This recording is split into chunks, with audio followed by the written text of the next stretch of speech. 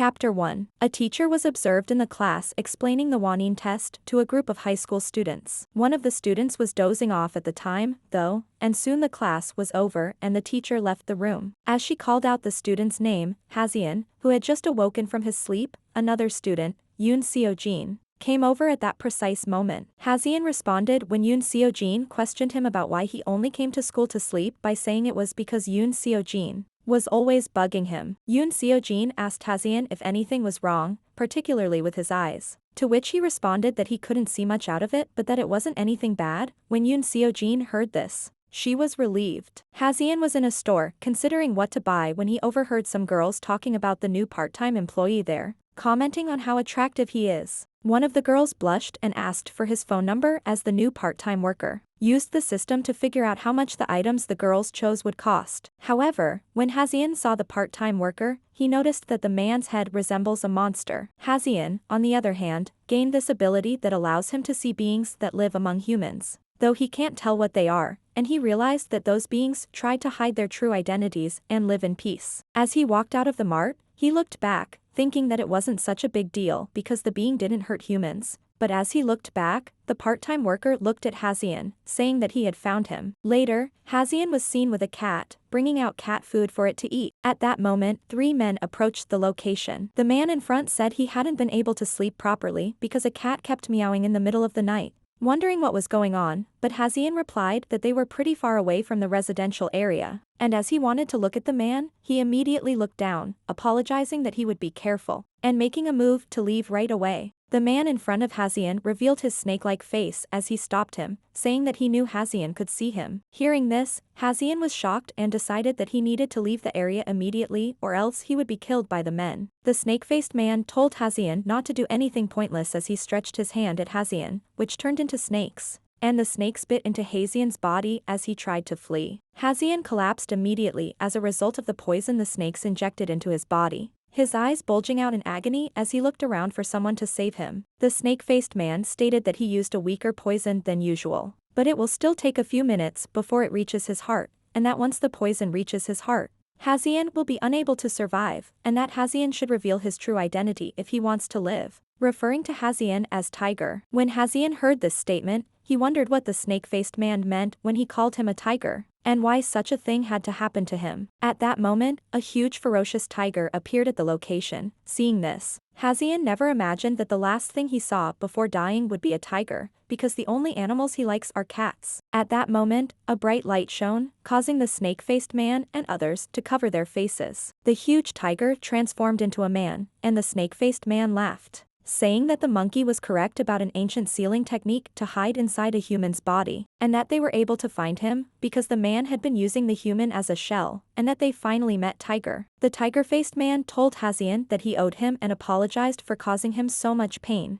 telling Hazian to wait a little longer as he faced the 3 beings, that it wouldn't be long. When the snake-faced man saw this, he ordered the 2 beings behind him to attack the tiger-faced man. The 2 beings charged at the tiger-faced man, saying that even though he is the tiger, because he had just awakened, they should be able to deal with him. As one of the beings approached the tiger-faced man, he was smacked down by the tiger-faced man who grabbed his head and smashed it on the ground. Seeing this, the other being jumped at the tiger-faced man who retaliated with a kick which knocked the other being down as well. At that moment, the snake-faced man reached his snakes at the tiger-faced man, the snakes bit into the tiger-faced man's body, and the snake-faced man laughed, saying that even if he couldn't kill him, he was certain his poison would paralyze the tiger-faced man. However, at that moment, the tiger-faced man grabbed the snakes and pulled the snake-faced man towards him, and he then struck at the snake-faced man with his claws. However, when the tiger-faced man realized that the snake-faced man had escaped, he turned to face Hazian, who was dying. Chapter 2. Hazian awoke with a start after his door was suddenly kicked open, when a golden-haired young man came in and asked him why he hadn't made breakfast because he was starving. Hazian became enraged and told the young man that he had previously informed him that he should knock on his door before entering, and that he should always call him by name. Hazian remembered that it had been a week since the incident, and he had no idea what had happened because he doesn't remember much after being attacked by the snake. When he looked at the young man, he couldn't believe what the man said about what had happened in the past. When the tiger noticed Hazian was lost in thought, he called out to him and said he was hungry, which prompted Hazian to get up and make breakfast. As he was making breakfast, he then asked the young man if he was the tiger in Dangun, who ran away because he couldn't finish eating all the mugwort and garlic. And the young man was eating the cat food as he replied Hazian that he likes everything, including the mugwort and garlic. At that time, Hazian noticed the young man eating cat food, which surprised him, and he asked why he was eating cat food, to which the young man replied that it was tasty. Hazian then wondered if the young man was really from mythology, and he then asked if he knew the snake who attacked him, and it seemed like the snake knew the young man, and at that moment, the young man made a grab at the air, ripping Hazian's shirt and revealing a necklace on Hazian. The young man then asked him where he got the necklace, who replied that it was from his mother. Back at Hazian's high school, a group of bullies, Park Man-soo and others, were seen bullying a young boy in the hallway. But the boy was smiling. At that time, Yoon Seo-jin saw them and took the boy with them. Park Man-soo was then seen with the boy outside the classroom with other students,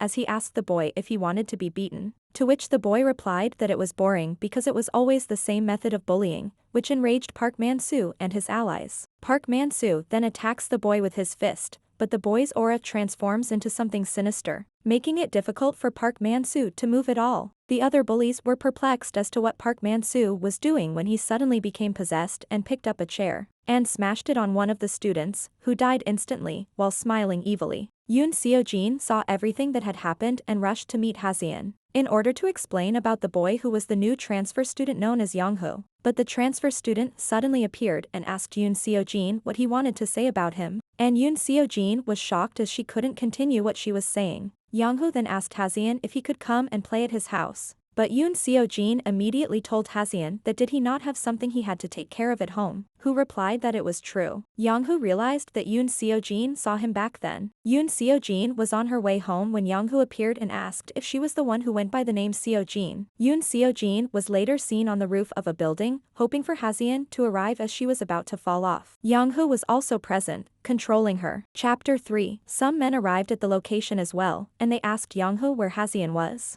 As Yoon Seo-jin wasn't the person they were looking for, at that moment, Hazian came running as he saw Yoon Seo-jin at the edge of the roof about to fall off. Yoon Seo-jin told him that her body was being controlled by Young-ho, but the men were surprised as to how such a feeble body could confine the tiger, wondering what kind of abilities Hazian have. When Young-ho heard this, he was jealous and angry as to why those men focused their attention on Hazian. Hazian then asked Young-ho why he was doing this, to which he replied that he just wanted to see what kind of skill he had. He then controlled Yoon Seo-jin to fall off the building, which Hazian saw and tried to rescue her but couldn't because he couldn't get there before Yoon Seo-jin fell off the building. Young-ho burst out laughing as he told the men that Hazian lacked any skill or special ability. The men were enraged, saying they shouldn't have trusted Young-ho with his craziness and petty tricks. He responded that he was disgusted by the way those men looked down on him since the day they hired him. However, Hazian rushed at Young-ho, who stopped him and told him not to mess around as it might doesn't have to lift a finger before he snapped his neck. One of the men tried to stop Young-ho from attacking Hazian but was stopped as well as Young-ho controlled him to snap his neck, which he did,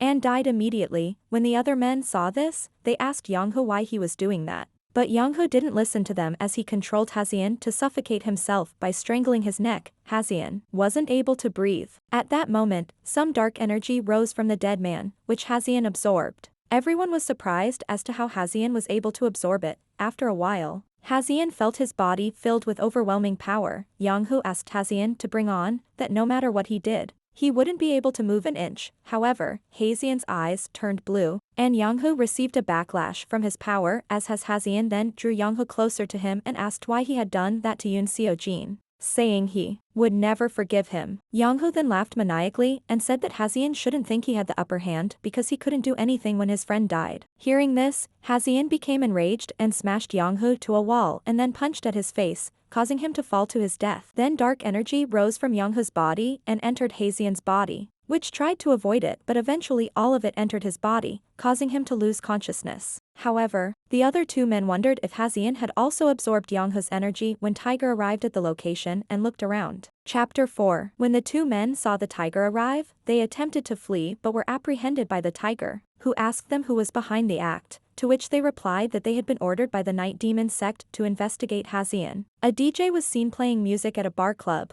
to which everyone was vibing and dancing, but some people were seen discussing the DJ, who is known as DJ Miho. However, a group of people led by a woman met with some people as they discussed how they were going to capture Tiger, who is known as the strongest outsider, but the woman responded that Tiger was only the strongest in history. However, the guards caught Miho, who was listening to the discussion, and brought him to the woman, who immediately attacked but was dodged by Miho, who ran away, but the woman ordered the other men to chase after Miho, who ran away, but was later stopped by the woman, who caught up to him. As they started clashing, after a while Miho revealed his true nature, which made the woman realize that he is the nine-tailed fox, which was due to the flames he used to attack. However, on one side of the street, some people were in a van parked alongside the street, and the man asked the lady in the back seat, who was the team leader, about when they should move out.